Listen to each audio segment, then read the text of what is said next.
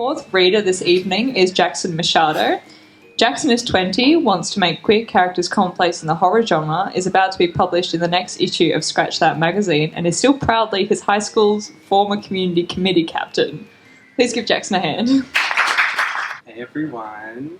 So this is a short story called I Still Think About Him. And this is a true story. This is a recount. Being young makes you afraid of things. It also makes you fearless, but not of everything. It makes you fear things like the dark and being away from home at night, rickety log cabins and bumps in the night, cold, desolate, windy beaches, and sleeping on a mattress on the floor in a study downstairs and on the opposite side of the house to where your mum is sleeping with her then boyfriend, who you don't trust very much because you've never had great experiences with men, and you're afraid that he's slowly stealing her from you, and that's probably what scares you the most. But I digress. All of this and more in Rockhampton, 2007, the time I fell in love with a ghost. Surprisingly to me, Rockhampton is seen as some backwater country town, more trouble than travel would be worth. But if you're like me, all you want is to be on a beach alone, under an overcast sky, maybe even in the rain. At 7 years old, I stayed with my mum and her boyfriend, who we'll call A, at his beach house.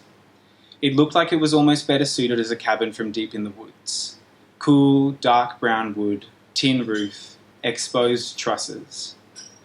I remember that there clearly wasn't a city council nearby to moderate the tall green lawns littered with fallen palm fronds. The backyard was a sandy trail through a beachside tangle of palms, banksias, yuccas, and leaf detritus. It wasn't beautiful, nor was the beach, at least not conventionally. It was often grey and the water often cold, but it was peaceful. The best part was the Labrador, this owned by the wild, nameless, golden god of the beach. It added some much-needed warmth to the place, roaming the pale sands completely free. And this dog could open coconuts. It was literally the only living thing on the whole beach that could open coconuts without a meat cleaver, and no one knew how because no one ever saw how, but it did. Anyway, the dog lives, moving on. There was a night around a campfire down on the beach. The wind had been blowing all hours of the day, but seemed to cease just for this. A invited 2 friends over, and after intuitively sensing that I'd been missing a male presence in my life practically since birth, they thought I might be due for some camping experience. There may have been a tent involved that I abandoned to collect shells. There may have been campfire stories that I only remember one of. Partly because it scared me the most, but also I always found it hard to sleep in this house. It was wildly unfamiliar to me, and out here in a rural area, although the stars are bright, the darkness is heavy. The spaciousness of the house becomes a child's enemy. Pitch black with windows of midnight. I wake in the night. The rest of this story isn't so simple. Glowing electric blue pixels like a hologram. Bright enough to be real. Bright enough to think that if someone else walked in right now, they'd see what I was seeing. A boy by my bed. His movements a blur of blue. He doesn't know I'm here, or maybe he doesn't know that he's here. He's older than me, but not by much. I was 7 at the time. He's talking to someone I can't see. I can't hear him. I can't remember hearing anything. He doesn't notice me.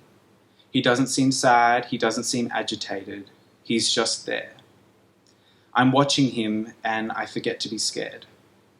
As someone that had rarely gotten to be around boys and never really gotten to experience or adopt their rhythms, this was fascinating. Even now I find myself paying close attention to boys on the train.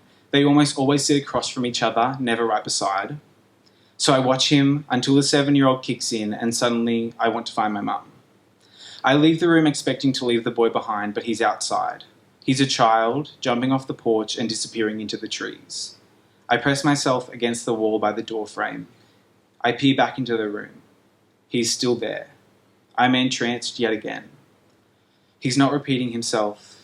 He's not recycling the same moves. He's alive, talking in silence. I turn to search for Mum. I find the boy again. I find him in the lounge with a skateboard as a teenager with longer hair. He's smiling and he's handsome. I find him in the kitchen as a man in a suit, laughing, and he's happy. Although now I would have loved to spend more time with him, I'd had my fair share of spooks at the time. I find the staircase to Mum and A's bedroom. I cling to the banister with sweaty palms. I look out the window halfway up on the landing and my vision is caught.